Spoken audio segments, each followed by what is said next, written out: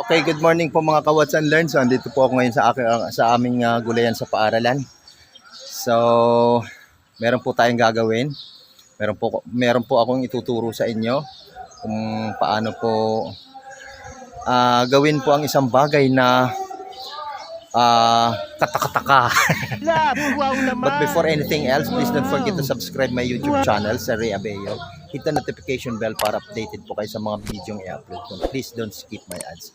So, ayan, meron po akong ituturo sa inyo kung paano po ang gagawin natin pag naobserbahan natin po ang isang halaman na ganito. Ayan, baligtarin ko lang po. Okay, so nakikita niyo po ba itong puno po ng papaya? So, wala na po siyang pag-asang bumunga. Dahil po ang kanya pong mga bulaklak ay nagpapakita po ng pagiging barako. So, ang gagawin po natin dito ay kakapunin po natin para po bumunga siya. Kasi kung hindi po natin gagawa ng paraan, ito pong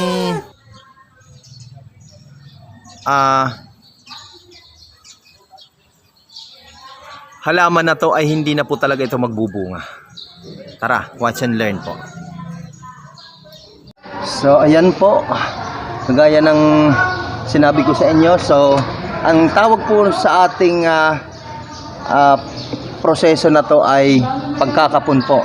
So, kakapunin po natin yung papaya para po siya ay bumunga. Dahil po wala na po talaga siyang pag-asang bumunga kung hindi po natin gagawa ng paraan. So, kailangan nyo lang po ng kutsilyo tsaka dalawang kahoy. Ayan po, yung maliit lang po. So, ganito po ang gagawin natin. Watch and learn. So, ang gagawin po natin ay tutusukin po natin yung pinakapuno niya.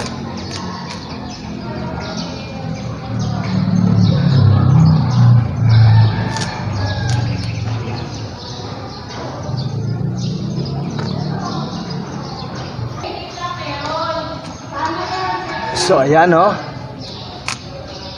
Kailangan po ay lampas po siya hanggang dun sa likod. Palalampasin po natin siya, ha? Pinasaludoan kita. Hey! So, ganito po ang pag...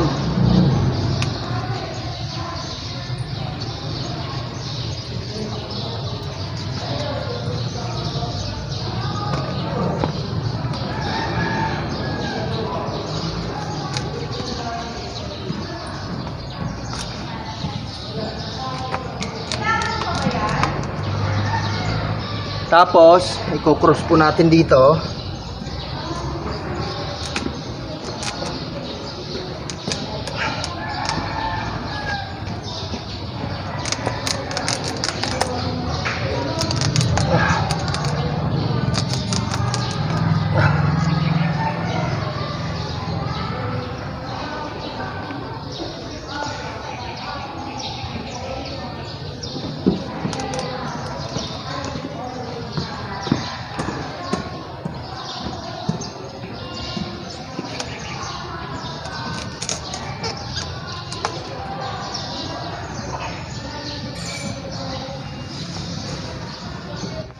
So,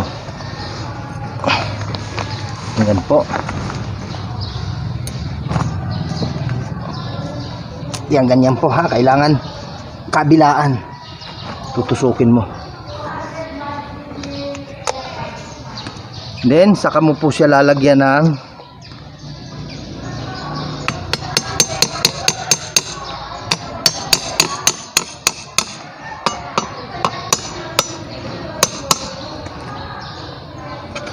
kakalsuhan po ng kahoy.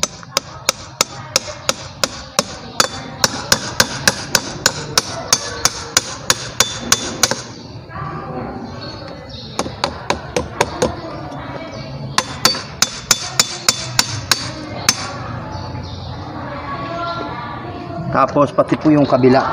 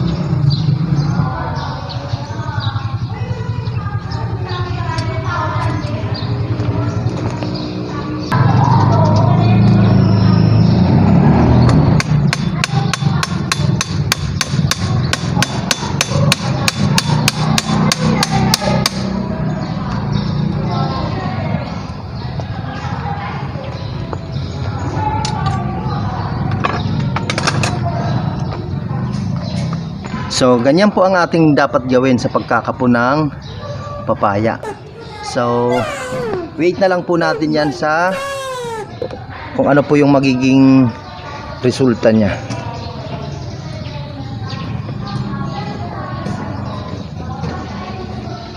Ayan. So, kung mapupunan nyo, ayan po, tignan natin ha. So, ito po ang kanyang mga bulaklak, oh. So, wala ka talagang kapag-asa po na bumunga. Kaya ginagawan po natin ng paraan.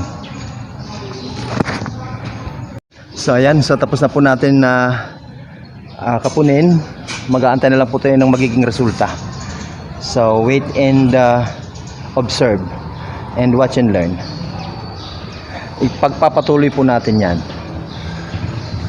3 weeks later. So, okay, good morning mga ka-Watch and Learn. So, ngayong umaga po, after po ng 3 weeks na pagkakapon po ng papaya. So, titignan po natin kung ano po ang naging resulta niya.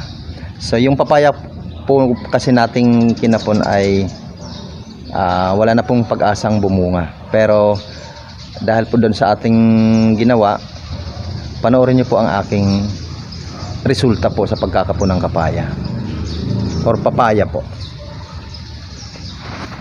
So, ito po. Yan, ito po yung papaya natin na kinapon. Ayan po.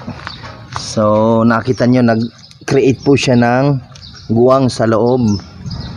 Okay, actually, guwang naman talaga ang ano ng papaya. So, look at the result. Ayan. So, nagkameron po siya ng, ayan, nakabuo po siya ng bunga. Supposedly, wala na pong pag-asa yan. No? Ayan, tatlo po ang kanyang sa ngayon po, so far, tatlo po ang kanyang nabuong bunga pagkatapos po nating kapunin. So, ayan, meron po dito sa likod. Ayan, nagsimula po siyang makabuo po ng bunga. Maliit, sana po mabuo. So, ayan. So, yan po lang po ang ating gagawin. Ayan, ito po yung aking ginawa po noon. So, ayan po. So, pagpapatunay po talaga na effective po ang pagkakapo ng papaya. So, ayan po. Kaya po sa mga nakakapanood po at naobserbahan nyo po yung inyong papaya ay ganun po ang sistema. So, itry nyo po para maniwala po kayo. So, marami pong nagdadoubt po dyan sa prosesong yan, pero maraming beses ko na pong napatunayan yan na ganyan po ang aming ginagawa kapag medyo nakikita namin yung papaya ay alanganin. So, hanggang dito na lang po ang aking vlog. Maraming salamat po sa pagsama. Ayan, nandito po ulit ako sa Gulayan sa Paaralan. So, paring Renjo Yape, magandang umaga sa iyo. Sa Renomil Vlog, kay Warcus Vlog, sa mga subscribers ko po, lalo dun sa mga bago kong subscriber, magandang umaga po sa inyong lahat. Huwag po kayong magsasawang subaybayan po ang aking mga upload. So, hanggang dito na lang. Good morning po.